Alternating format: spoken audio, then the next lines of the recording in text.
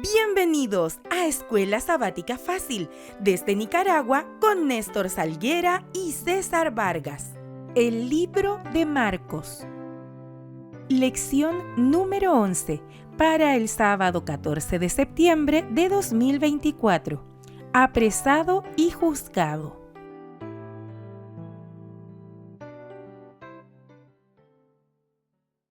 Bienvenidos, queridos hermanos, queridos amigos, a Escuela Sabática Fácil. Como siempre, su servidor Néstor Salguera. Y su hermano en Cristo Jesús, César Vargas. Amén. ¿Cómo ha estado, César? Néstor, de estar aquí otra vez. Así es, qué bueno. Estuvimos fuera la semana pasada. Fuera, así es. Pero estamos nuevamente acá transmitiéndoles de la iglesia Camino a Cristo. Camino a Cristo, acá en Chinandega. Una pequeña iglesia a la que le invitamos que nos pueda visitar también. Así es. Estamos de la carretera hacia el Viejo. Hacia el Viejo. Del estadio Efraín Tijerino, 400 metros al oeste, César. Así es. Y estamos contigo al Colegio Adventista. Aquí también está el colegio. Y esta semana, del 8, César, al 13, tenemos una campaña distrital, ¿verdad? Con el pastor o con el presidente de la misión noroccidental aquí en Nicaragua, el pastor Roberto Dávila. Así que un saludo al pastor, ¿verdad? Roberto Dávila, y que Dios, ¿verdad?, lo bendiga y lo utilice para esta semana de conferencias, que estará muy bueno. Y sería bueno que usted pueda también escuchar la transmisión, porque así es, a través de nuestra radio, y pueda orar también por esta semana, porque es parte de la lucha que tenemos, ¿no?, en esta tierra, del trabajo que se está haciendo para la ganancia de alma, y en esto todos estamos involucrados. Amén. Bueno, vamos a iniciar, César, entonces con la lección 11 para el 14 de septiembre de 2024, y vamos a orar. Querido Dios y Padre amado, te damos gracias, Señor, por este día, gracias por la vida. Pedimos, oh Dios, que nos ayudes, prepara nuestros corazones, danos sabiduría, oh Dios, ábrenos el entendimiento, y darnos también, Señor, discernimiento para poder escuchar tu voz. Te pedimos, Padre, que bendigas este ministerio de Escuela Sabática Fácil, que bendigas a todas las personas que estarán conectadas viendo este programa, y que ellas también, Señor, puedan participar, Señor, en el estudio de este folleto. Bendícelos también, oh Dios. Gracias, en el nombre de Jesús. Amén. Amén y amén. Tiene como título, César, Apresado y juzgado. Y ahora llegamos, César, a la parte donde Jesús, ¿verdad?, va a ser, como dicen, apresado, va a ser traicionado por Judas, ¿verdad? Y es importante que nosotros podamos ver esta escena, porque vamos a ver durante esta semana, César, comenzando del acto que pasó en Betania, fue, ¿verdad?, cuando llegó aquella mujer y lavó los pies a Jesús con el perfume, ¿verdad? Vamos a ver también partes de la Santa Cena, momento en el Getsemaní, momento delante del Rey, y yo creo que esta es la semana que más nosotros deberíamos de meditar en la vida de Jesús, ¿verdad? Así es, conocida como la Pasión de Cristo. La Pasión de Cristo, así es. Todo lo que vamos a ver en este relato. Y bueno, la hermana Joy dice que deberíamos de contemplar estas escenas, de verdad, principalmente lo de la última semana. La última semana. Es importante porque ahí nosotros nos vamos a dar cuenta del precio, ¿verdad?, que Jesús pagó por nuestra redención. Bueno, y ahorita que dijiste traicionado por Judas, todos los traicionaron porque todos salieron corriendo. Todos se fueron. Sí, vamos a leer, César, el texto para memorizar. Lo encontramos en Marcos capítulo 14, versículo 36. ¿Puedes leerlo? Sí, decía: Abba, Padre, todas las cosas son posibles para ti. Aparta de mí esta copa. Sin embargo, no se haga lo que yo quiero, sino lo que tú quieras. Amén. Ahí estas palabras de Jesús, César, es una oración que está haciendo en el huerto del Getsemaní, que lo vamos a ver más adelante. Pero como es la cita bíblica, es una de las oraciones que creo que nosotros deberíamos de hacer la nuestra. Cuando pedimos algo, deberíamos de estar conscientes en lo que pedimos. A veces decimos, César, que se haga la voluntad de Dios. Y cuando las cosas salen por otro lado, comenzamos a renegar y decimos, Dios no me quiere, Dios no me ama, ¿verdad? Y por eso es importante. Bueno, la introducción del día sábado, ¿dice, César? El capítulo 14 al 16 de Marcos son conocidos como el relato de la pasión, de lo que estamos hablando, Sí. que tiene que ver con el sufrimiento, la muerte y la resurrección de Jesús. La mayoría de los eventos ahí registrados ocurren de jueves a viernes en la semana de la pasión. La lección de esta semana, en Marcos 14, comienza la última historia sándwich, Néstor, porque también vamos a ver la última cena, lo que tú decías, el Getsemaní, el arresto de Jesús, cuando es llevado ante los dirigentes para ser juzgado, la negación de Pedro, que está ahí relatada, ¿verdad? Y nuevamente ocurren acciones opuestas, pero de un punto irónico afirman la misma verdad, y eso es lo que vamos a ver en esta semana. Así es, y es importante que podamos nosotros en nuestros hogares, ¿verdad?, meditar cuidadosamente esta lección de la última semana de Jesús en su ministerio. Yo creo que aquí Jesús, ¿verdad?, nos demuestra cuánto nos ama entregándose, ¿verdad? Dice aquí César, 2 tramas narrativas avanzan de la mano a lo largo del relato con un estilo nítido. Marcos pone delante del lector estas tramas enfrentadas mientras revela el triunfo de Jesús. Y comenzamos, César, en el día domingo 8 de septiembre, inolvidable. Y yo me preguntaba, César, todos sabemos qué significa inolvidable, ¿verdad? Si yo les pregunto qué significa inolvidable, ustedes me van a contestar, es algo que no se olvida, ¿verdad? Claro que sí, eso significa. Incluso el diccionario dice que no puede olvidarse, es algo que se hizo, pero no se puede olvidar. Por más que intenté, queda marcado. Ahora, ¿por qué el tema inolvidable, César? Bueno, primeramente porque relata la historia de la mujer de María. Ajá. Y llega a la cena que estaba dándole Simón a Jesús en agradecimiento, y María llega y derrama de sus pies un frasco de alabastro. Dice que era un perfume de nardo puro. Costoso, César. Costoso, 1 año de trabajo por lo menos derramado ahí. Y bueno, comienzan a criticarla a la pobre mujer. Eso lo encontramos en Marcos capítulo 14, del 1 al 11. Y entonces se da 2 puntos, ¿no? Los que estaban agradecidos con Jesús y los que llegaron solamente a criticar a la hermana María. Así es. César, y me llama la atención porque esta mujer estaba tan agradecida con Jesús que ella no vio el valor del perfume, sino que ella se centró en a quién se lo iba a entregar. Qué bonito, ¿verdad? Y me gusta, César, porque esta mujer, Jesús, nosotros podemos leer al final que Jesús dice que se va a contar de esta mujer, siempre se va a contar. Sí. Bueno, no es tanto lo que valía el perfume, sino lo que representaba. Es interesante cuando lees el relato en el deseado de toda la gente, que es el que estamos estudiando en este trimestre. Así es. Ella estaba tan agradecida con Jesús que ella quería hacer algo, ¿verdad? Algo que marcara también, César, o sea, algo que quedara, como dice aquí, algo que quedara en la mente, digamos, un acto de agradecimiento único. César, cuando tú estás agradecido, tú quieres hacer una fiesta, ¿verdad? Tú quieres hacer un banquete. Lo mejor posible. Lo mejor posible que tú dices, no importa cuánto cueste, pero yo lo quiero hacer porque yo estoy agradecido. Así es. ¿Verdad? Y entonces, el asunto está en que, dice la hermana Joy, que esto Jesús todavía lo llevó cuando estaba sufriendo. Fue uno de esos recuerdos gratos para él, sí, y que le ayudaron a sobrellevar la carga. Tanto así que le llamaban la pecadora.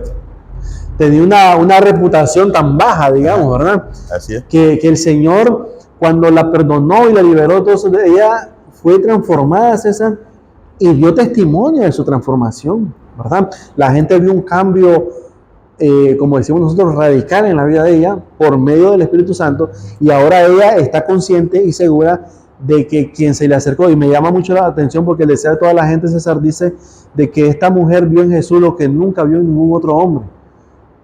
Y que los demás la miraban solamente con deseos carnales. Correcto, y la miraban como un instrumento, ¿verdad? Como decimos nosotros, un instrumento sexual, pero Jesús la vio para una candidata para el reino de los cielos. Ahora, es interesante, Neto, que en esta historia se narra también el otro asunto, la traición de Jesús, que también es inolvidable, ¿no? Sí. Nadie olvida, siempre que habla de traición uno se acuerda de Jesús.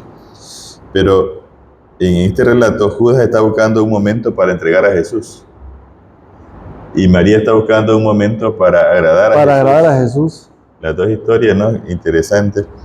Pero por otra parte, en esta historia se da en que los fariseos quieren atrapar a Jesús y hablan con eso hablan con Judas para armar la jugada, como decimos nosotros.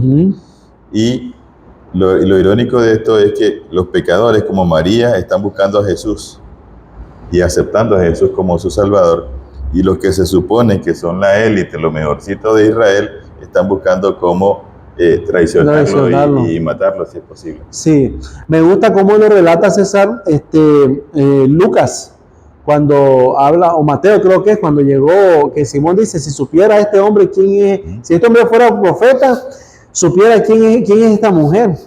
Y Jesús le responde de una manera tan maravillosa a Simón, diciéndole, yo he estado aquí y no me ha ofrecido nada.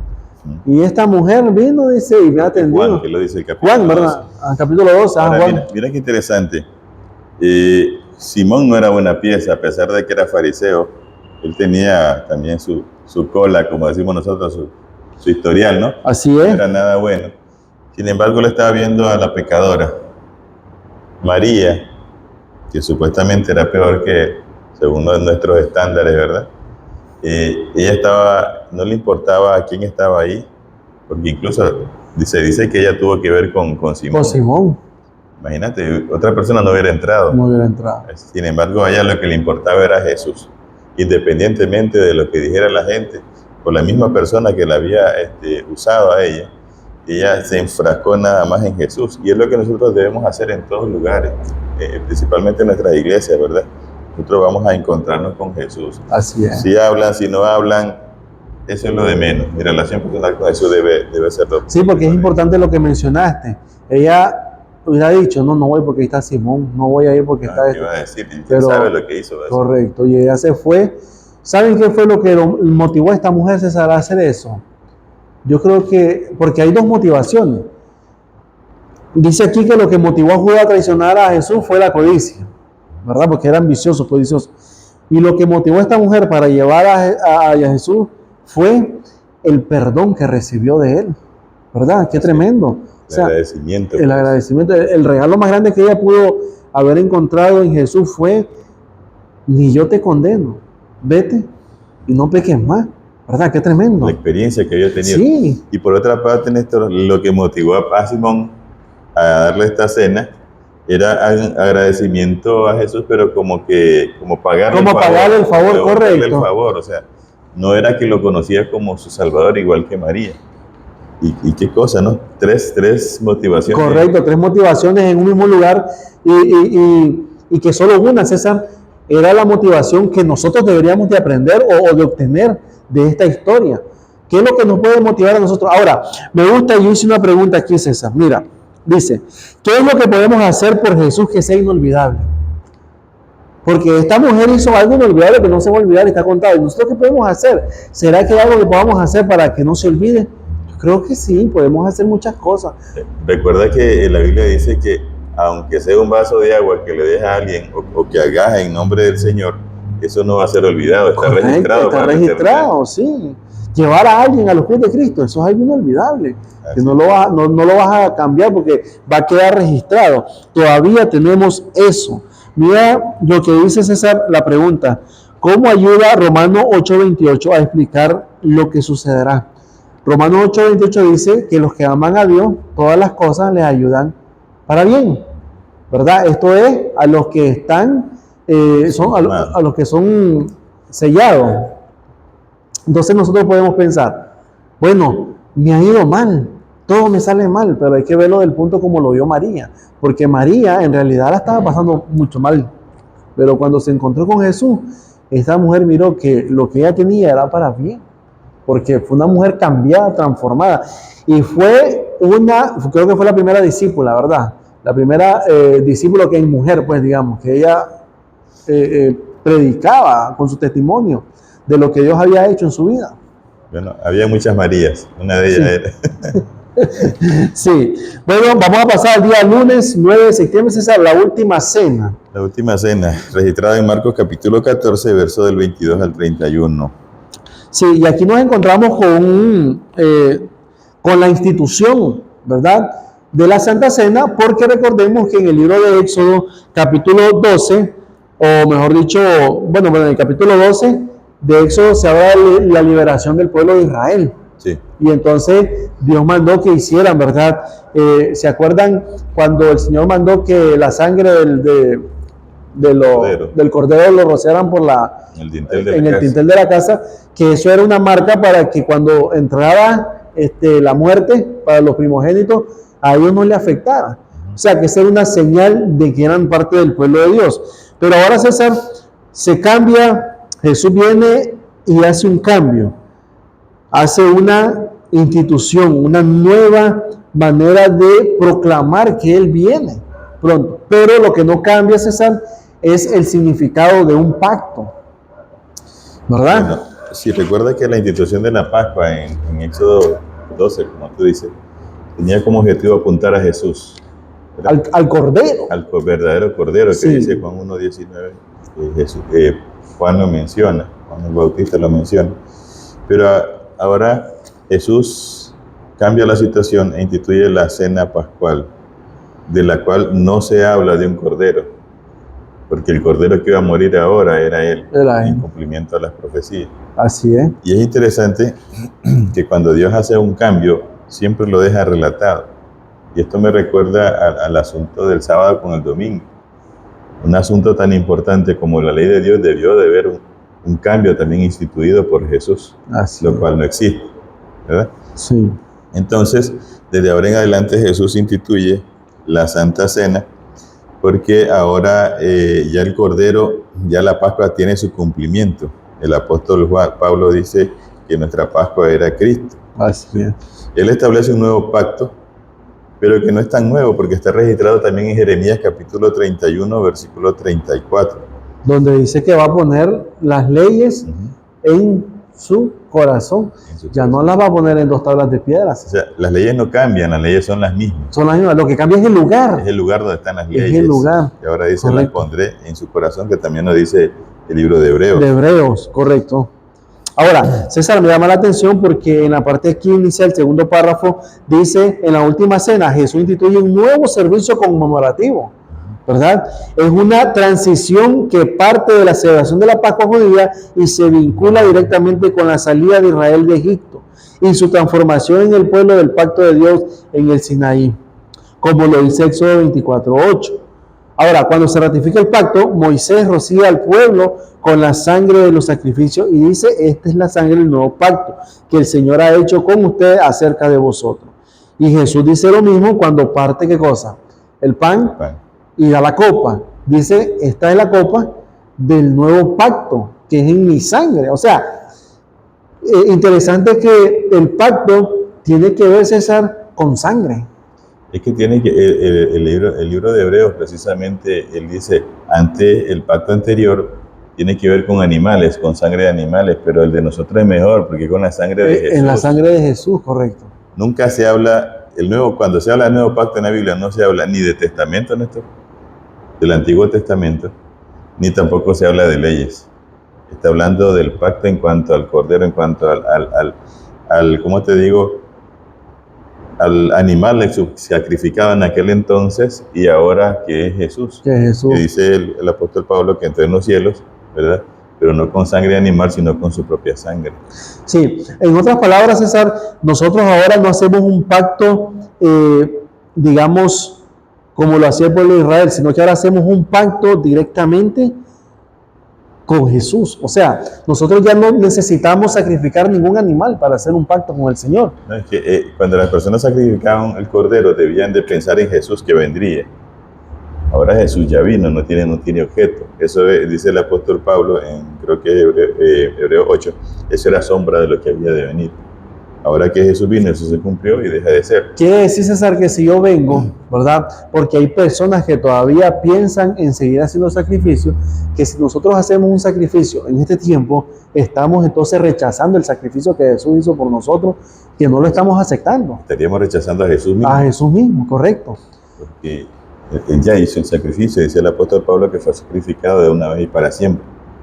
Cuando nosotros hablamos de la institución de la cena, ahora en este tiempo, nosotros como Iglesia Adventista practicamos estos símbolos, ¿cómo le llamamos? Esta ceremonia, y lo hacemos de una manera simbólica, porque el pan representa el cuerpo de Cristo, el vino representa la sangre de Cristo. Entonces, en vez de que nosotros nos volvamos a bautizar, lo que hacemos es renovar ese pacto a través de la Santa Cena que el Señor dejó. Ahora, el Señor dice que esta cena la vamos a hacer hasta que Él regrese. A ver. Y tendrá su fin hasta que en el reino de los cielos, dijo Él, no beberé más de este vino hasta que lo beba con ustedes nuevo en el reino de los cielos. Así que la última cena realmente será ya. O sea, que no ha pasado la última cena. Entonces, algo importante que nosotros debemos de entender, familia, es que el pacto que el Señor quiere hacer con nosotros es un pacto personal. Un pacto, César, donde podamos nosotros, con la ayuda del Espíritu Santo, cumplirlo.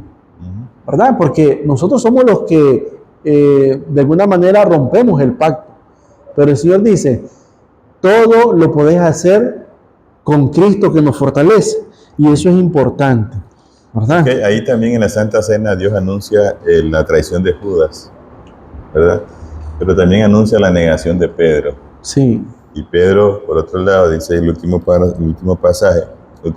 por favor. Él argumenta que todos los demás se pueden caer, menos él. Pedro no sé qué estaba pensando, pero él creía que iba a ser fiel a Dios. Pregunta, ¿qué aprendiste de las ocasiones en las que prometiste a Dios, al igual que Pedro, que haría algo o no lo haría y terminaste no haciendo lo que prometiste hacer o haciendo lo que prometiste no hacer? ¿Cuántas veces hemos hecho lo mismo nosotros? Nos pasa como dice Romanos capítulo 7, que dice el apóstol Pablo, lo que quiero hacer no lo hago, ¿verdad? Y lo que no quiero hacer, eso mismo hago, dice él, ¿verdad? Hablando en cuanto a la debilidad que tenemos nosotros, en cuanto a ceder, César, a hacer lo malo. O sea, somos tan fáciles que tenemos que tener mucho cuidado. Ahora, nosotros tenemos que aprender que si le vamos a prometer algo al Señor, número uno, César, hay que mantenerlo en nuestra mente. Y número dos, a cualquier costo, ¿verdad? Con la ayuda de Dios podemos luchar para hacer eso. Yo recuerdo, César, y disculpame, sé que ibas a decir algo, cuando yo fumaba, yo le decía, Señor, no voy a fumar ahora. Y al rato estaba fumando. Y al rato volví a fumar. Y entonces uno promete, no vuelvo a fumar. Pero es algo que está. Una lucha. Es una lucha. Es que depende en lo que esté amparada tu fortaleza. Porque si el apóstol Pedro, yo imagino que estaba pensando en él mismo. En él mismo. Cuando tú prometes al Señor, pero no pensando en ti, sino en la gracia de Dios que te va a ayudar a hacer las cosas distintas. Cuando nosotros ponemos, César, nuestra confianza en nuestra fuerza. Sí. Reconocer tu debilidad, sí, pero al mismo tiempo reconocer la fortaleza de Dios. Por eso el apóstol Pablo después decía, yo me alegro, me glorío en mi debilidad, porque el Señor se manifiesta más en él. Así es. Familia, por favor, si vamos a prometer algo al Señor, tratemos de cumplirlo, ¿verdad? Vamos a pasar el día martes, 10 de septiembre, César, el Getsemaní. Y aquí nos manda a leer Marcos capítulo 14, versículos 32 al 42, 10 versículos. Pero hace una pregunta, César, ¿qué pidió Jesús en oración en el Getsemaní y cómo fue contestada su oración? ¿Qué fue lo que él pidió? Bueno, aquí regresamos al texto de memorizar, ¿verdad? Donde dice, lo vamos a leer aquí rápidamente, que se encuentra en Marcos capítulo 14, versículo 36. Decía, Abba Padre, todas las cosas son posibles para ti. Aparta de mí esta copa, sin embargo, no se haga como yo quiero, sino como tú quieres. Y esa fue la oración. ¿Y la repitió cuántas veces esa? 3 veces. 3 veces. O sea que era una petición bastante importante en la vida de Jesús. ¿Y qué dijo el Padre? En la respuesta de esa oración, César, me gusta porque cuando Jesús hace esta oración, Jesús sinceramente dice que no se haga como yo quiera, sino como tú quieras. Entonces, cuando nosotros aceptamos la soberanía de Dios, cuando nosotros comenzamos a no depender de nuestra fuerza, sino a depender de Dios, entonces Dios te da una respuesta. Marcos no lo menciona, pero Lucas capítulo 22 y en el versículo 41 dice que Dios envió a su ángel y fortaleció a Jesús después de que Jesús dijo que no sea como yo quiero, sino como tú quieras. Entonces, la respuesta del Padre fue: no te voy a quitar la copa, pero te voy a dar fuerza para que pases esa copa, ¿verdad? Yo creo que el Señor, César, no quiere quitar tu prueba. El Señor quiere que la prueba esté allí, pero Él te va a dar fuerza para que puedas salir de esa prueba. Ahora, Dios podía quitarle la copa. Uy, claro que sí. Jesús era consciente de eso y le dijo a Pedro: ¿tú crees que mi Padre no me puede mandar un par de legiones de ángeles? Y terminamos con esto. Claro. Perfectamente lo podía hacer. Sin embargo, Él se sometió a su soberana voluntad. Y eso tiene que ver cuando nosotros oramos al Señor, Néstor, muchas veces. Y a veces se nos promete a nosotros milagros por aquí, milagros por allá. Pero hay que saber cuál es la voluntad del Señor. Así es. Puede ser que me sane y tiene todo el poder para hacerlo. Amén. Pero puede ser que yo necesite pasar por esa prueba para mi beneficio. Y entonces Él no me va a librar de la prueba al igual que Jesús, pero sí me va a dar la fuerza para atravesar. Y es importante, César, que nosotros podamos confiar en Dios. Nosotros no somos personas, y creo que no hay ningún ser humano, César, que pueda como exigirle al Señor algo que nosotros no podemos mandar a Dios, no lo vamos a mandar. Es que eso solo revela el carácter que tú tienes. Así es. No el de Dios. No es el de Dios. Ahora, nuestra oración no cambia a Dios. La oración cambia al que está orando, porque tú oras pidiendo algo y el Señor hace en respuesta a algo para que tú cambies. Por ejemplo, en el caso de Jesús que estamos viendo ahorita, ¿cómo estaba Jesús? El deseo de toda la gente me gusta porque la sierva del Señor dice en ese capítulo de Getsemaní que Jesús estaba en depresión, César. Estaba pasando por un momento difícil. No era fácil. No era fácil. Es más, el libro de Lucas, capítulo 22, versículo 40, dice que él estaba en profunda agonía. Entonces, ¿qué significa eso? ¿Qué es agonía? Agonía es que estás medio muerto. Ya estás casi muerto. ¿Verdad? Y entonces el Señor le envía el ángel, lo fortalece y ¿qué hace eso? Voy para la misión. ¿Verdad? Es correcto, eso es lo que te iba a decir. La angustia, lo más difícil para Jesús, por así decirlo, fue este momento en el Getsemaní. Ese es el momento más difícil, más duro. Lo más duro porque solo un cuerpo en tremenda presión es que puede sudar sangre, como lo dice Lucas. Pero luego que Jesús pasa esto, Dios lo fortalece y entonces se levanta y dice: bueno, ya llegó la hora, vamos a lo que venimos, ¿no? Y bueno, y alguien me diría: pero es que tú no oras con fe. Que no se trata de fe, se trata de cuál es la voluntad de Dios para mi vida o para la persona que se esté orando, ¿verdad? Así es. Dice acá el comentario, Néstor, que a nosotros nos gusta leer Filipenses 4:13, que es todo lo puedo en Cristo que me fortalece. Sí. Pero a nadie le gusta o no continúa leyendo Filipenses 4:14, que nos dice otro asunto ahí. Lo voy a buscar por acá. Porque cuando usted ora al Señor, debe estar consciente de que Dios, en su soberana voluntad, puede hacerlo, lo que usted pide, o tener otros planes para su vida. Así es. Dice el versículo 13: todo lo puedo en Cristo que me fortalece. Sin embargo, ¿quién insiste en participar conmigo en mi tribulación? Okay. Dios puede, sí, Dios puede. Pero yo debo de saber, o preguntarle a Dios cuál es la voluntad sobre todas las cosas. Alguien está enfermo, oremos por el enfermo, pero no oremos para que sane, oremos para que la voluntad de Dios se cumpla. Si Dios quiere, dice Santiago que lo va a levantar. Así es. Pero si Dios no quiere también y lo vea bien, mandarlo al descanso. Porque recuerden que el evento de los últimos días dice que Dios va a enviar muchas personas al descanso para guardarlos de la hora de la prueba según su misericordia. Así es. Y entonces nosotros no podemos estar orando a Dios que lo sane cuando Dios tiene otros planes. Oremos, ¿verdad?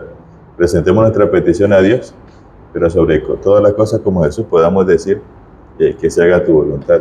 Y me llama, César, me llama la atención que cuando Jesús llega al lugar del Getsemaní, Él va con sus discípulos y les dice que oren. Pero cuando Jesús se retira de ellos y va a orar y está orando allí, regresa donde los discípulos a decirle y los haya dormido, los están durmiendo. Y yo me llama me pone, ¿verdad?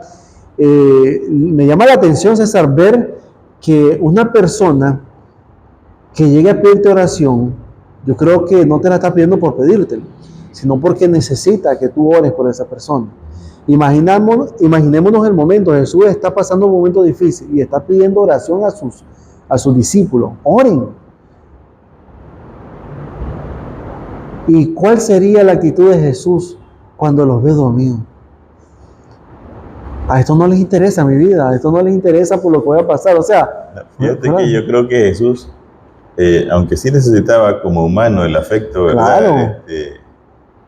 De sus amigos, Jesús estaba pensando en que oraran porque la prueba que le venía a ellos no era fácil también. No era fácil. Y debía de prepararlos a ellos.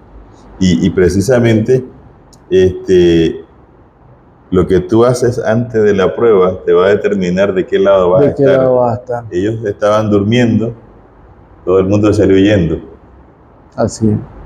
Y Jesús, que estaba en el mero rollo, como decimos nosotros, orando también, pudo pasar la prueba y salir vencedor. Mira lo que dice aquí, me llama la atención porque dice aquí, en la parte central, Jesús ora pidiendo la supresión de la copa del sufrimiento, pero se somete a la voluntad de Dios. Ahora, algo importante que nosotros debemos de aprender de este relato, de este episodio de Jesús, es que no es nuestra voluntad, se trata de la voluntad de Dios. Jesús, desde el momento que Él deja su trono y va a la tierra, Él va haciendo la voluntad de su Padre. ¿Por qué? Porque nosotros podemos ver cuando los discípulos Jesús estaba en el pozo de Samaria y llegaron los discípulos con comida. Y le dice, mira, tenemos comida. Y dice, él dijo, no, yo ya comí. ¿Y quién le traería comida? Dice, es que mi comida es hacer la voluntad de mi Padre.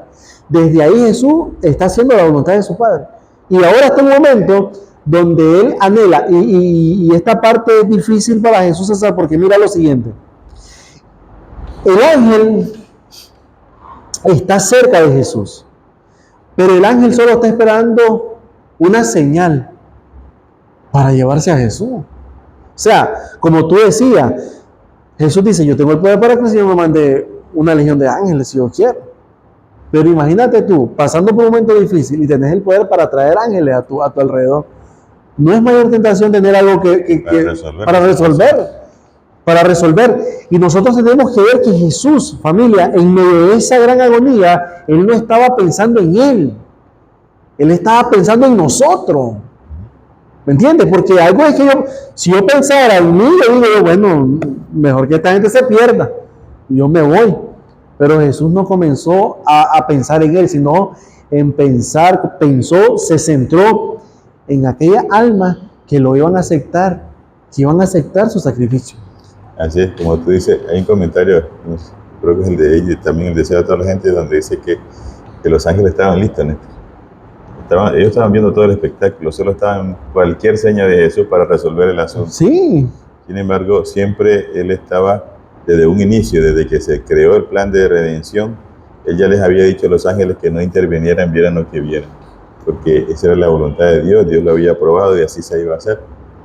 Claro, en el momento de la ejecución, como humano, Él tuvo también temor de morir, ¿verdad? Uh-huh. Sin embargo, por eso Él corrió en oración a su Padre, fue fortalecido y así fue que llegó el triunfo. Yo creo que es lo que nosotros necesitamos, ¿no? Estamos previo a pasar la gran tribulación o por cualquier situación. Sí. La oración, la comunión con Dios nos determina cuál será nuestra reacción por nuestro lado, el cual vamos a estar en eso. No hasta después, no hasta el momento. Como cuando tú vas a un examen como estudiante. Si estudiaste, no te da problema el examen. No tienes problema. No puedes ir a esperar a última hora que alguien te pase la copia, porque aquí no hay. Aquí no hay copia. Aquí no hay copia. ¿Verdad? Entonces, si estudiamos y nos preparamos de antelación, nos consagramos a Dios, Dios va a enviar a su ángel y a su Espíritu Santo y nos va a guiar de la manera que Dios es. Amén. Familia, para cerrar este día, 6 cosas que debemos de aprender de Jesús. Número 1, la oración solitaria. Jesús se fue a orar solo. Oró solito. Número 2, con humildad. Hay que ser humildes para orar. Número 3, debemos de acercarnos al Señor como un niño. Dice Padre, ¿verdad? Tenemos que tener esa relación de hijo a padre. Número 4, debemos de hacer una oración, César, seria. Orar por una situación realmente que necesitamos su ayuda. A veces oramos por cosas que son como, hagamos como Bartimeo, Señor, quiero mejorar la vista. Directamente, al punto.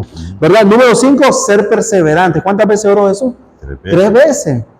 Y por último, que es la más principal, aceptar la voluntad de nuestro Dios. Es decir, hacer la voluntad, estar dispuesto a hacer la voluntad del Señor, ¿verdad? Así que pasamos al día, César. Día jueves. Miércoles. Dejando todo para huir de Jesús. Así es. Ahora, César. El relato está en Marcos capítulo 14, versículos del 43 al 52. Sí. Y aquí habla de los discípulos que salieron como ovejas que no tienen pastor, dice, ¿verdad? Es el cumplimiento de la profecía que había dado ya el libro de Zacarías, ¿no? Sí. Zacarías 13:7, y de la cual los hermanos, los discípulos habían dicho que no lo iba a hacer. Ahora ya aparece Judas, uno de los colaboradores más cercanos de Jesús, lo entregaría a sus enemigos. ¿Por qué lo entregó? Interesante lo que dice el deseo de toda la gente, página 678. Judas tenía, por naturaleza, fuerte apego al dinero, pero no había sido siempre bastante corrupto para realizar una acción como esta. Había fomentado el mal espíritu de la avaricia hasta que éste le había llegado a ser motivo predominante en su vida. El amor al dinero superaba su amor por Cristo. Al llegar a ser esclavo de un vicio, se entregó a Satanás para ser arrastrado a cualquier bajeza de pecado. Fíjate que yo subrayé esa última parte. Dice, al llegar a ser esclavo de un vicio. O sea, cuando nosotros somos esclavos de un vicio, entonces Satanás dice, aquí lo tengo. Ya no tenés voluntad Sí, propia. no tenés voluntad. Y hablemos no solamente de vicios como el cigarro, como el licor, sino que puede ser el orgullo, es un vicio, la avaricia, ¿verdad? Todas esas cosas pueden ser un vicio. Siempre y cuando nosotros permitamos que eso se haga fuerte en nosotros, ¿verdad? Pero Judas tenía, como dice aquí la cita que leíste, tenía un amor al dinero más grande que el amor a Cristo, que fue capaz de vender a su maestro, de entregarlo. Bueno, mira, el problema de Judas, cuando llegó a donde Jesús, dice la hermana Juan que todavía él escuchaba la voz de Dios, todavía era susceptible a la voz de Dios, y por eso Dios lo aceptó como discípulo. Y lo puso en la tesorería porque sabía que le gustaban los reales. O sea, lo enfrentó César con su debilidad. Esa es la idea, ¿no? Que tú puedas vencer con el poder de Dios tu inclinación. Correcto, tu inclinación al mal. Así es. El problema es que él, en lugar de apoyarse en Jesús, siempre miraba algo raro y se inclinaba más hacia el dinero. ¿Sí? Quebraron el perfume de alabastro, él dice, ¿cuántos reales se me fue ahí? Pensando en el dinero, no pensando en Jesús, ni en la mujer tampoco. Así él hacía un mandado, dice Juan, que él se cobraba el mandado. Se quedaba con los vueltos también. No hacía nada gratis. O sea, los reales iban por delante. Y esa manera de ser lo fue más bien preparando para esto. Se fue alejando de Jesús, donde pudo haber encontrado la salvación. Ahora, nosotros bien sabemos que cuando nos separamos de Jesús, inmediatamente estamos sirviendo al otro que ya sabemos quién es. Ahora, pero Jesús me gusta, César, porque Jesús lo quiere confrontar con aquello que él tiene que luchar. Y Jesús no es para que nosotros digamos, bueno, ya Jesús, me estás dejando donde yo tengo la debilidad. No, lo que Jesús quiere es que tú puedas vencer eso, pero con su ayuda, no solo. Y mira lo que dice aquí, la traición es en sí misma algo que resulta lamentablemente para todos, incluso para quienes se valen de los traidores, como dice Marcos 27, 3 al 7. Pero la acción de Judas es particularmente repugnante porque él procura ocultar su traición bajo el disfraz de la amistad. Y qué triste, César, ser una persona que está fingiendo ser tu amigo, fingiendo estar contigo en las buenas y en las malas, cuando sus fines son traicionarte al final, sus pensamientos, ¿verdad? Bien difícil. Ahora, nosotros no podemos decir, es que Jesús no sabía. Jesús sabía, Jesús lo conocía. Entonces sí, lo que Jesús quería es que él fuera encontrado. Así es. Ahora, todos están recibiendo o cosechando lo que han venido sembrando. Sembrando, correcto. Porque no hablemos solamente de Judas, también aparece Pedro. Pedro no lo vendió, pero igual lo traicionó. Ahora, Pedro, ¿en qué estaba pensando? Recuerden que ellos pensaban en el asunto de la política, del establecimiento del reino de Jesús. En ese tiempo. En ese tiempo como soberano, ¿no? Y de la liberación de Israel como pueblo del dominio romano. Cuando Pedro dice que yo no me voy a olvidar, yo no sé si Pedro estaba pensando en su machetita en esta fiesta. Porque cuando llegan a arrestar a Jesús, lo primero que saca es su machete, su espada, y le arrancó la oreja al hijo del sumo sacerdote. Al siervo, el sumo sacerdote, a Malco. Pero cuando Jesús le dice que guarde su espada, que la situación no se resuelve de esa manera, Pedro, o sea, el argumento que él tenía, o la base que él tenía para sentirse fuerte en ese momento, se le fue quitada, así que se sintió en el aire y entonces salió huyendo porque no era como él lo había pensado. Y desarmado, que se va a enfrentar a alguien, nada. A eso te digo, o sea, sí. Yo imagino, ¿no? Que con su arma él se sentía valiente, pero sí, ahora sin nadie, que en la turba y que llevaban palos y espadas, se vio desnudo y salió huyendo. Es verdad. A veces nosotros pensamos, en el caso de Pedro, refugiarse en esa espada, y no se estaba refugiando realmente en lo que tenía, que era Jesús. Eso es lo que estamos diciendo.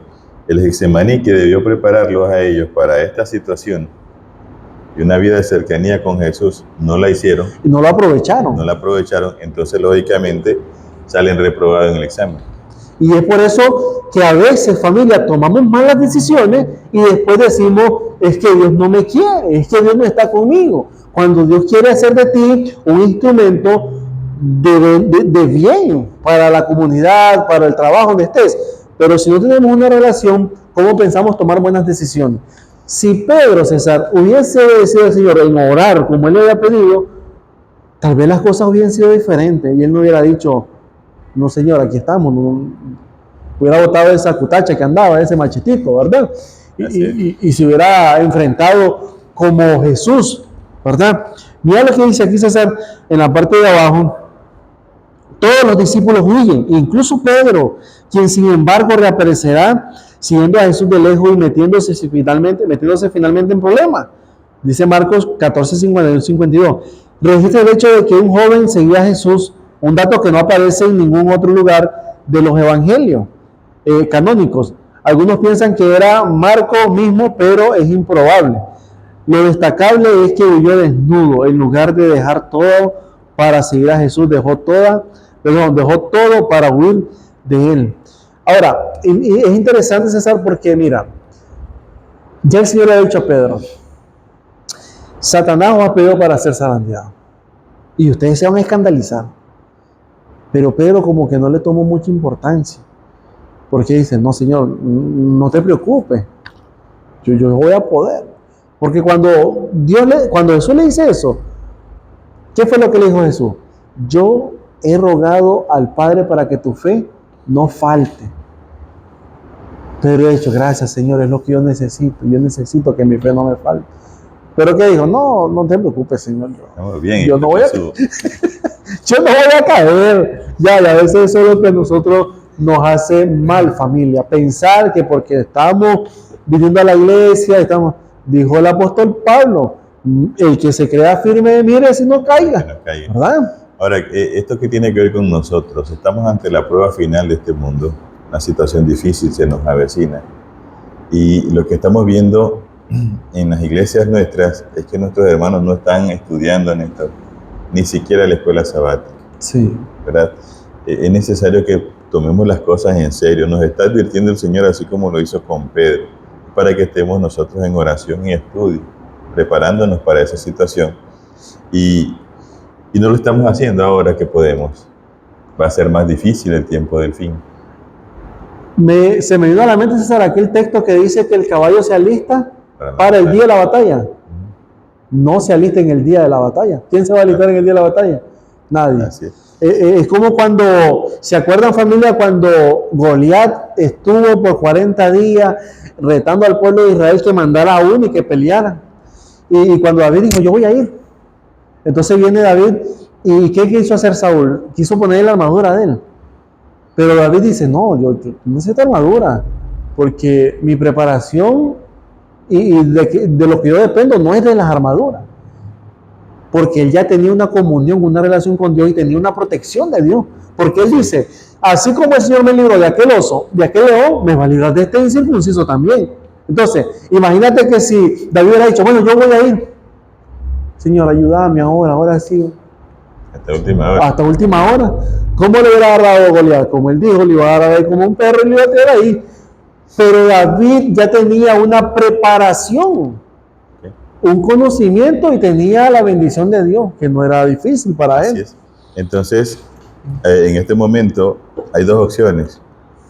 O nos fortalecemos con ayuda de Dios y pasamos la prueba, o lo dejamos todo y salimos huyendo de esto por liberar nuestra vida.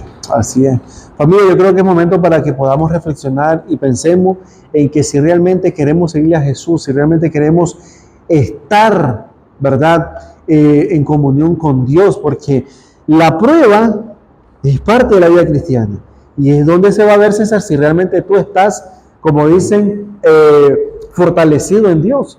Si tu confianza está en Dios, si lo que has estudiado te va a fortalecer para, no importa lo que venga a tu vida, tú tienes que siempre estar pensando. Mira lo que dice aquí para finalizar.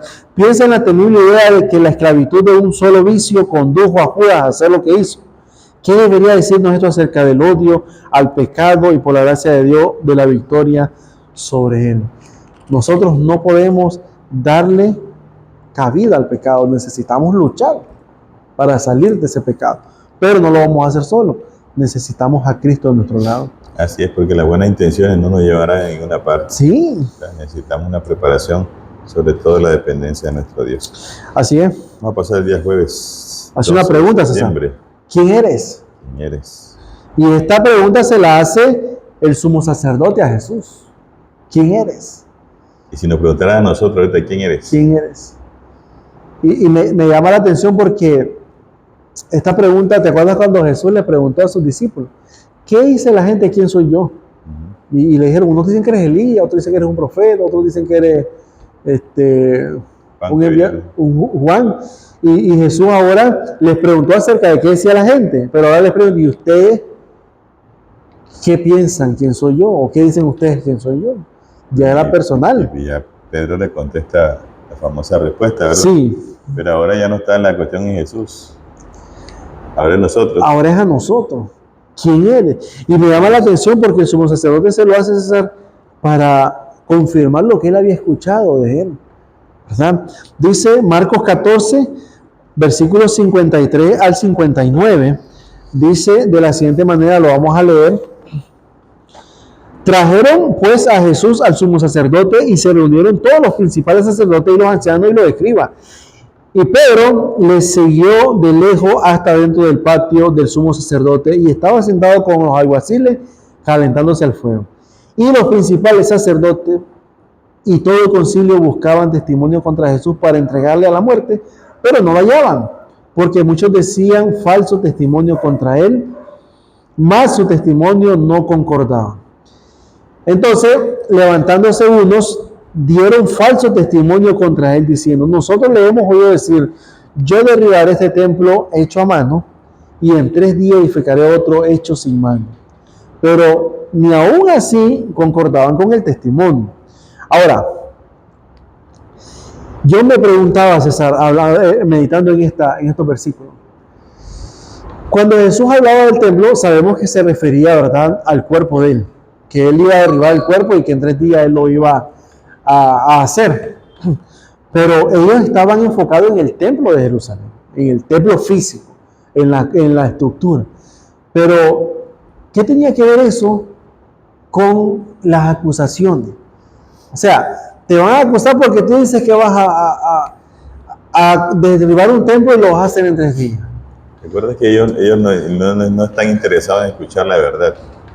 Quieren que algo lo condene y es lo importante. Ahora, sí, me gusta esto porque a todo lo que dicen Jesús no dice nada, que digan lo que quieran. A todos esos testimonios Jesús no contesta nada. Y entonces viene el sumo sacerdote y le dice, como no contesta.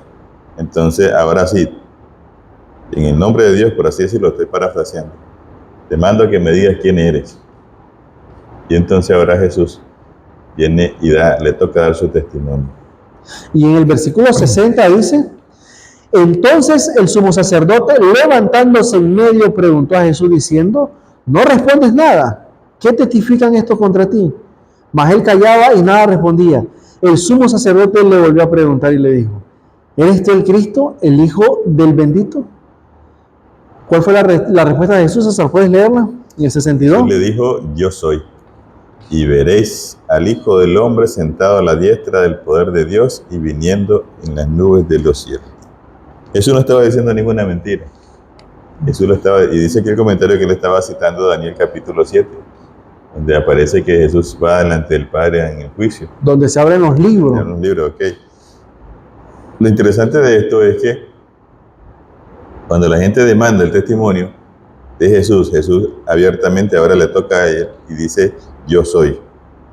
Y así como dice Daniel, me van a ver, ¿verdad?, con todo su esplendor. Paradójicamente, Pedro está afuera y le toca dar su testimonio a Pedro. Oye, Pedro, tú eres judío, sos de ellos, ¿verdad?, de los galileos. ¿Qué dice Pedro? No. Totalmente contrario. Me estás confundiendo. Pero si hasta hablas como él, sí. No, tampoco. ¿Te parece? Y el Pedro tuvo hasta que decir algunas malas palabras ahí para poder mezclarse entre la gente. Porque la gente decía, tus palabras se parecen. Yo creo que hablas igual, ¿no? La gente sabe quién es uno. Sí. Ahora, fíjense que Pedro, aunque quiso engañar a la gente, no las pudo engañar. ¿Por qué? Porque él sabía, César, que lo que estaba diciendo no era verdad. Ahora, él está mintiendo y Jesús no está mintiendo, Jesús está diciendo la verdad. ¿Cómo es el contraste, verdad? Ahora, Pedro era un discípulo cercano a Jesús. Lo conocí. Había visto a Jesús en el monte de la transfiguración. Tuvo ese privilegio. Sí. Entonces, cuando le preguntan, ¿y tú eres de eso? Pero es que, familia, yo creo que una de las cosas, César, la falta, ¿verdad?, de confianza en Dios es importante ahí. La falta de confianza en Dios, porque él no estaba confiando en Dios. Y número 2, la presión de saber que te van a llevar a la cruz. También. Pero yo creo que aquí lo relevante en esto, mira, es la preparación o la consagración en el momento, ¿verdad? Porque, a ver, él había visto a Jesús, ya lo dijimos, él caminó sobre las aguas. Él miró cuando se sanaron muchas personas, miró la multiplicación. Aún a la suegra de él. O sea, pero eso eran hechos pasados. Que sí lo ayudan a uno a fortalecer su fe, pero tú no puedes vivir de lo pasado, de lo que el Señor hizo en 1900 tanto para mí. La cuestión es ahora mi comunión con Dios. ¿Cómo está hoy? ¿Cómo está hoy? Así Pedro había visto todo eso, pero no estaba orando, Néstor. No estaba orando, y podemos decir no estaba estudiando la Biblia en ese momento, porque se había dedicado a otras cosas. Sus pensamientos estaban en otra cosa. Sus pensamientos estaban en otras cosas y su confianza estaba en otra cosa que no era Dios. Y todo esto lo llevó, a pesar de su gran experiencia con Jesús, a negarlo. César, y ahorita meditando lo que acabas de decir ahorita, me llama la atención cómo nosotros podemos perdernos en un momento. Acaba de pasar la cena, y acaba de lavar los pies, acaban de comer el pan. Porque fue la misma noche. En la misma noche. Entonces, el viernes o el jueves en la madrugada, ahí donde lo agarran a Jesús, lo apresan, Todo eso, la misma presión, el temor y la falta de oración, como tú decías, en el momento, porque una de las cosas cuando Jesús estaba orando en Getsemaní, era a medianoche pasado, o sea, era un momento oportuno para orar. Ahora, Pedro se olvida de todo eso y hasta se olvidó de todo lo que Jesús había hecho por él y en favor de la gente. ¿Cómo nosotros, familia, debemos de tener mucho cuidado cuando descuidamos nuestra relación con Dios? Lo frágiles que Lo somos. frágiles que somos, correcto. Ahora mira, lo interesante de esto, bueno, ustedes lean el deseo de toda la gente, cuando el gallo canta, Jesús vuelve a ver a Pedro. Y está suficientemente cerca y Pedro lo ve a él también. Pero cuando Jesús ve a Pedro, no lo ve como reclamando. Ni juzgándole, César. Simplemente dice que le miró una mirada de misericordia. Y de compasión. De compasión a él. Y eso ayuda a Pedro a sobrellevar la prueba también, porque él, al igual que Judas, se pudo haber ahorcado de remordimiento. Pero también, Néstor, esto de que la misma negación de Pedro le estaba confirmando a él mismo que Jesús era el Mesías, porque ya se lo había profetizado. Correcto. Ya se lo había dicho. O sea, si Pedro tenía alguna duda todavía de que si realmente era el Mesías, al verlo en esa situación de que va para la cruz, dice, pero yo estoy confundido, no debe ser porque lo apresaron, lo llevan, lo están torturando, lo están enjuiciando, y ahora le van a dar muerte, no puede ser el Mesías. Cuando se cumple las palabras de Jesús en su vida, como que despierta, porque después de eso, César, él llora amargamente, sí, reconociéndolo. Y yo creo, esa familia, de que nosotros no deberíamos de esperar más tiempo, porque Pedro, aunque estuvo de lejos de Jesús, él sentía esa atracción todavía, claro, ¿verdad? Sentía esa atracción, pero nosotros no podemos separarnos. Si nosotros nos separamos de Dios, familia, nos puede pasar lo de Judas, ¿verdad? Es que, como te decimos, somos tan frágiles que nuestra vida y nuestros pensamientos cambian en un momento. ¿Cuántas personas hemos conocido que Dios ha hecho milagros grandes en sus vidas? Los ha sacado de una situación lamentable. Viven un tiempo agradecidos con el Señor, pero luego se van de la iglesia y dejan de adorar a Dios, andan en el mundo, porque dependieron de ese acto nada más. Vivieron una vida dando ese testimonio, cuando no siguieron la vida, ¿no? A la par de Jesús. Entonces, nosotros no podemos vivir del pasado. Puede ser que hayamos sido buenos líderes, buenos, cristianos, misioneros laicos, buenos predicadores. Yo hace 20 años daba tantos estudios, pero ahora no da ni. Entonces, ¿cuál es el problema? Cambiar. ¿Qué es lo que ha cambiado?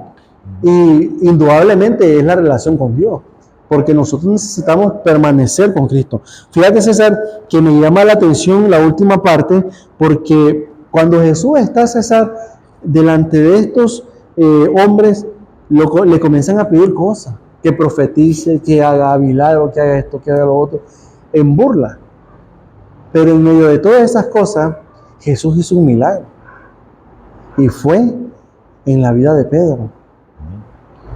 En medio de esa turba y de esa burla que le están haciendo, como tú dijiste, cuando él vio a Pedro, el milagro que hizo fue que Pedro pudo reconocer a Jesús como su Salvador. Y qué bonito, porque nosotros, familia, no tenemos un Dios que nos desecha, un Dios que nos rechaza. Somos falibles. Claro, esto no va a justificar que vivamos una vida de pecado. Claro. ¿Verdad? Porque no estoy diciendo que hay que pecar y el Señor no. Lo que hay que hacer es concientizar nuestra vida, concientizarnos de que hay un Dios que perdona, ¿verdad? Hay un Dios que siente compasión por nosotros y que ese Dios está dispuesto a recibirnos aún con nuestras cargas, con nuestros pecados, pero ¿qué es lo único que nos pide? No sigan en lo mismo, ¿verdad? Ahora, lo importante es que Pedro, al conocer esto le ayudó también para poder llegar de nuevo, ¿no? Sí. Porque recuerda que Jesús ya el domingo lo está llamando para encontrarse con él en Galilea. Y uno como humano orgulloso ha dicho, ¿con qué cara me voy a presentar delante del Señor? Si lo traicioné, le había negado. Tal vez los hermanos hablarían de eso también. Pero Pedro conocía a su Dios sabía que estaba en juego su salvación también. Así es. Y eso no lo iba a cambiar por nada. Y bueno, después, cuando ya, lo vamos a ver más adelante, cuando ya Jesús resucita, los instruye en la palabra de Dios, ellos salen a predicar con poder y no hay nadie que lo detenga, ni la misma muerte. Así es. Entonces, mira la diferencia. La diferencia.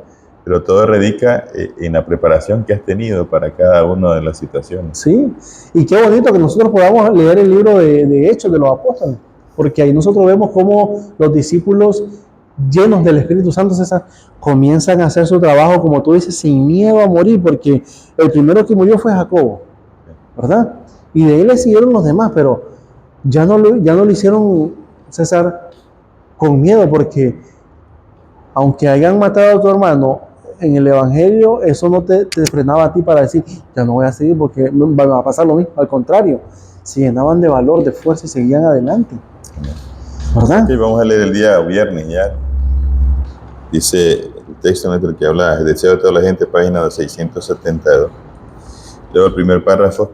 Mientras los juramentos envilecedores estaban todavía en los labios de Pedro y el agudo canto del gallo repercutía en sus oídos, el Salvador se desvió de sus ceñudos jueces y miró de lleno a su pobre discípulo. Imagínate, en medio del sufrimiento, pensando en Pedro. Sí. Al mismo tiempo, los ojos de Pedro fueron atraídos hacia su maestro.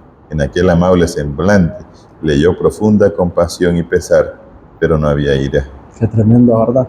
Es lo mismo que volvemos, que hablamos. Cuando Jesús ve a Pedro, no lo ve con una mirada de, ¿te das cuenta? Me traicionaste, te lo dije. Sino que, no te preocupes. Me la debes, como decimos nosotros. Sí, sino que Jesús le dice, te amo. Te perdono. Y esa mirada es para cada uno de nosotros. Claro, es la mirada que nosotros, es la misma mirada que nos hace a nosotros, César. ¿Verdad? Y mira cómo dice ahora la siguiente cita. Dice, al ver ese rostro pálido y doliente, esos labios temblorosos, esa mirada de compasión y perdón, su corazón fue atravesado como por una flecha. Su conciencia se despertó, los recuerdos acudieron a su memoria y Pedro rememoró la promesa que había hecho unas pocas horas antes de que iría con su Señor a la cárcel y a la muerte. Recordó su pesar cuando el Salvador le dijo en el aposento alto que negaría a su Señor 3 veces esa misma noche. Pedro acababa de declarar que no conocía a Jesús, pero ahora comprendía con amargo pesar cuán bien fue su Señor, cuán bien lo conocía su Señor a él y cuán exactamente había discernido su corazón, cuya falsedad desconocía él mismo. Qué tremendo, ¿verdad? O sea, que el Señor le mostró a Pedro y le dice, Pedro, tú me estás diciendo que irás conmigo a la cárcel de la muerte, pero sabes, tú no te conoces. Tú me lo estás diciendo porque yo estoy aquí, no ha pasado nada, espérate más luego, ¿verdad? Y a veces nosotros decimos que yo soy valiente, yo soy fuerte, yo voy a hacer esto. Familia, nosotros solo estamos, como dicen, derrotados, acabados. Por eso necesitamos el poder del Espíritu Santo para vencer, para vencer. Mira, César, esta pregunta que dice aquí. Dice aquí, ¿cómo vemos que se está cumpliendo otra de las predicciones de Jesús? Algo aparentemente muy improbable, dadas las circunstancias en que fue predicho. ¿Qué podemos ver nosotros ahora que se puede estar cumpliendo? De las predicciones de Jesús. Jesús dijo, César, y la palabra de Dios lo dice, ¿verdad?, de que el amor de muchos se va a enfriar. Y nosotros podemos verlo eso ahora. Eso es algo que nosotros no necesitamos lentes para verlo, porque lo miramos bien. Como el uno, el otro, hijos contra los padres, padres contra los hijos, los hermanos, y es un solo alboroto lo que está pasando en este tiempo. Y el hecho de que la situación iba a ser semejante a la de Sodoma y Gomorra. Sí. Eso ha proliferado últimamente.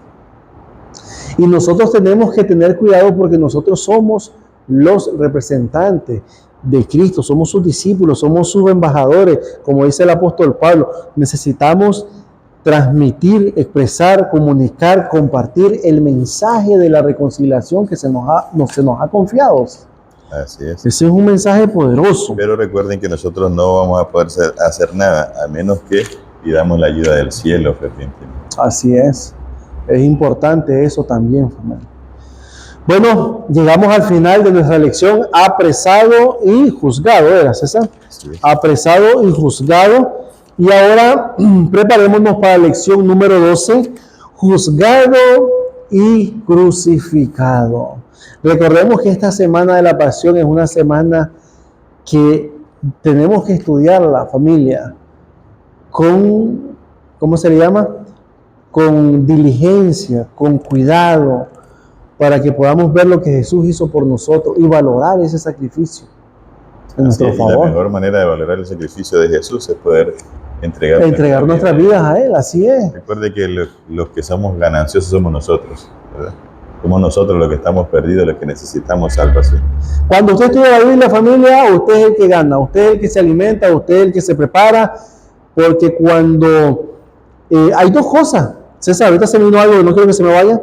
Cuando nosotros nos preparamos estudiando la Biblia, nos preparamos para nosotros mismos y nos preparamos por si alguien llega con una situación difícil. Y podemos nosotros darle palabras de esperanza, palabras de aliento, ¿verdad? Claro que si tú lo viviste, estás preparado para poder ayudar a otros. Así es, familia. Así que gracias por estar con nosotros, gracias por compartir este enlace, gracias por suscribirse al canal, denle me gusta, hagan sus comentarios y vamos a orar entonces, César, para concluir con este comentario de Escuela Sabática. Así es, oremos. Nuestro Dios y Padre, le agradecemos nuevamente por el comentario que hicimos sobre esta lección. Amén. Oramos, Señor, para que tu Espíritu Santo inspire también a nuestros hermanos, para que le dé nuevas ideas, Señor, porque la verdad tú la has distribuido entre tu pueblo. Oramos, Señor, para que tú te manifiestes en nuestras vidas. Y ahora, Señor, nos prepares para cualquier desafío que en tu misericordia mires a bien para nosotros. Danos la diligencia, Señor. Danos el querer como el hacer, Padre Santo. Amén. Para que, fortalecidos por tu poder, podamos salir más que vencedores. Y tu nombre, Señor, sea honrado en esta tierra y nosotros seamos, oh Dios, guardados para la eternidad.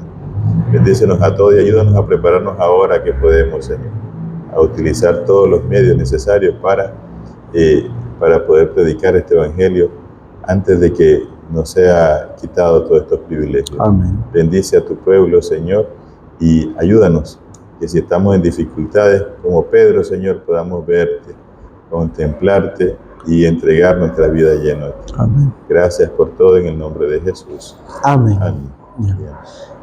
Así es, familia, nos vemos en el próximo episodio de Escuela Sabática. Fácil.